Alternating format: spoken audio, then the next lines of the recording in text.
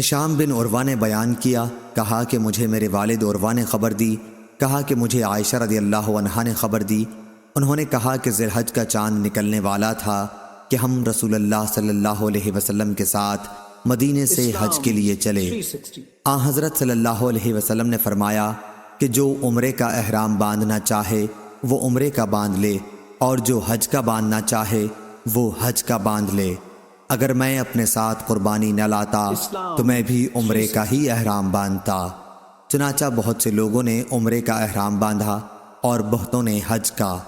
میں بھی ان لوگوں میں تھی جنہوں نے عمرے کا احرام باندھا تھا، مگر میں مکے میں داخل ہونے سے پہلے حائضہ ہو گئی۔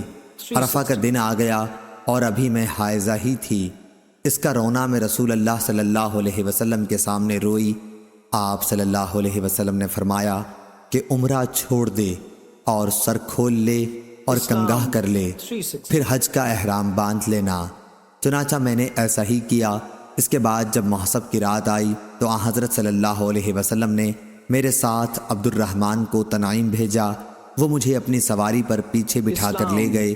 وہاں سے عائشہ رضی اللہ عنہا نے اپنے چھوڑے ہوئے عمرے کے بجائے دوسرے عمرے کا احرام باندھا۔ اس طرح اللہ تعالیٰ نے ان کا بھی حج اور عمرہ دونوں ہی پورے کر دیے۔ نہ تو اس کے لیے انہیں قربانی لانی پڑی، نہ صدقہ دینا پڑا، اور نہ روزہ رکھنا پڑا۔